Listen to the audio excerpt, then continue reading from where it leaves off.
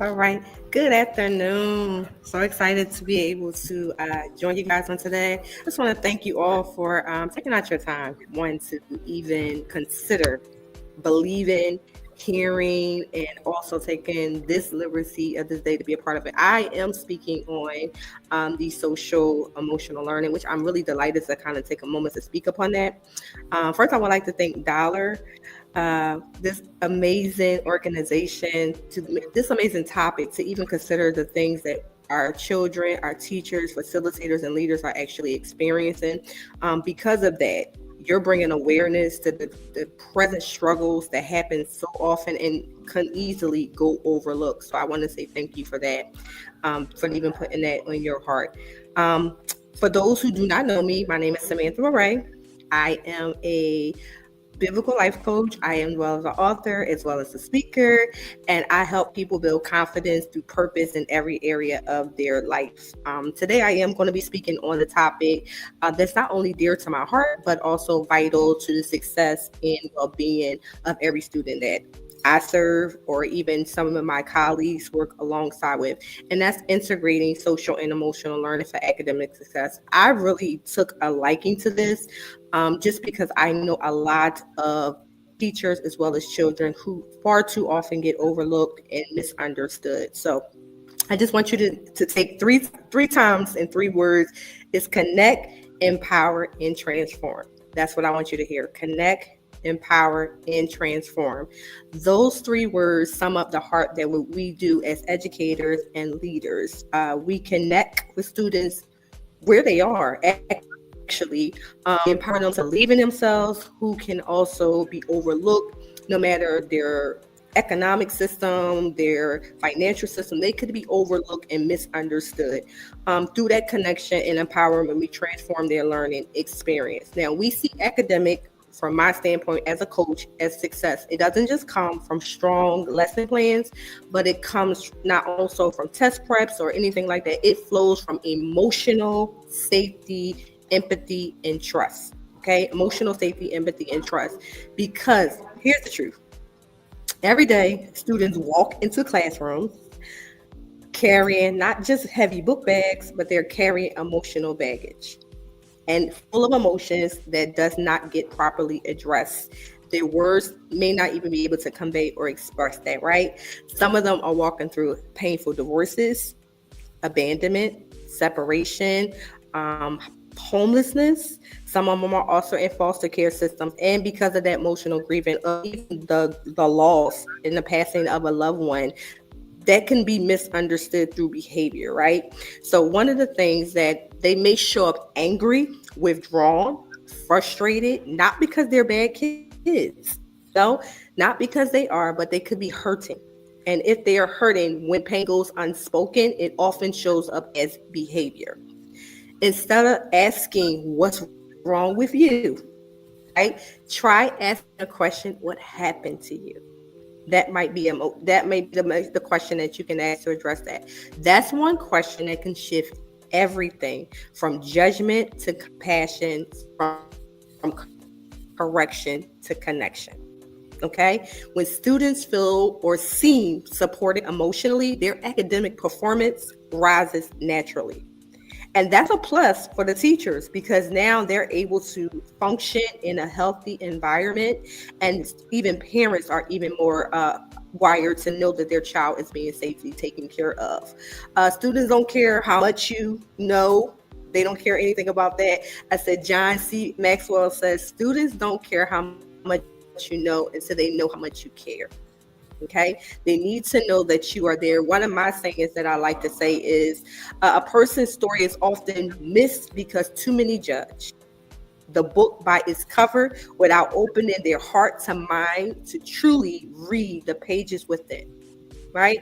So one of my favorite proverbs says, the purpose of a person's heart are deep waters, but one who has insight draws them.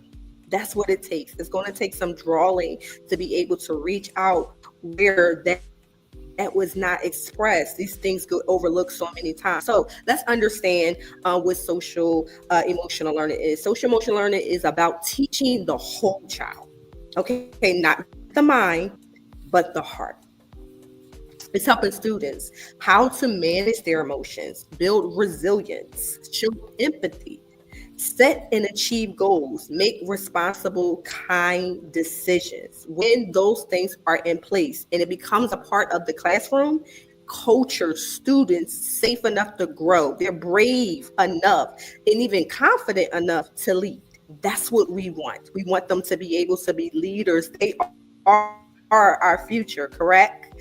And here's the truth: when emotional and foundation is strong, academic growth follows. It's inevitable, almost natural, to say the least. I like Aristotle, he say it like this: educating the mind without educating the heart is no education at all. We might as well just close the classrooms. There's no classroom at all. And why is education support fueled academics so important? It's because emotional stability and academic performance are deeply connected. When a child feels valued and supported, they learn better, they behave better, they believe in themselves. The classrooms are there to integrate that. Social economical learning is an experience. It's higher engagement with focus, improved behavior, and stronger relationships. That's a healthy place to grow where positive environment is infused. So think about it. If students can't process new information because they're emotionally overwhelmed, but when we begin to help them through that and regulate their emotion, they handle stress better. They express themselves better. They're in healthy ways where they're up for success. That will follow, not just in school, but we are building these children up for life. We're trying to create these skills in moments where they will grow in life. There's an unknown author that I like to say. He said, "A child who feels understood becomes a child who's ready to learn." They're putting their foot in the door. So 5 things that they say that are core values for it is for a child to actually feel those things are being integrated. It's self-awareness. We so often mention a child's self-awareness. Sometimes they could be misunderstood or overlooked because they are young. And it doesn't have to just be a young child. It can also be a child or older age, a college student. They themselves may not have had that opportunity to have social emotional learning instilled in their development growing up. So now they're in college and do not know how to show up when they're overwhelmed, when the study load is too heavy. We're seeing those self-management, teaching self-control, awareness as well, relationship skills, building healthy communication. That's a must. And then responsible decision making. That's another one. Being able to do that by guiding through value and driven choices. That's definitely one of the ones. So I wanted to think about maybe like practical ways that we can kind of do that. We could try with very simple things. That could be start with connection. Connection is big. We overlook those moments on connection. Begin class with a quick check-in of gratitude. That's one. Model what you teach. Okay, students like to know that you are not just there for the check. Model what you teach: empathy and sympathy and connections. Let them see how you're handling challenges in that moment. If you're overwhelmed as a teacher, if there's any teachers on here, how are you overwhelmed? Are you frustrated? You're not getting enough time. Let that you need a moment so they can integrate reflection. Ask a how question. How can the lesson connect with them? Celebrate empathy, recognizing the acts of kindness as much as academic success is very much hand in hand. And then create that dialogue. Build a classroom that is safe, where everyone's voice is heard. That is the best way to do it. The best teachers teach from the heart, not from the book. Not the book that we have in here. It's coming from the heart. And another thing before we wrap up here is we students who develop empathy, collaborate, and lead with compassion. Teachers benefit too. Less burnout, deeper connections, and greater joy in calling. It's a win for everybody. Everybody gets to win.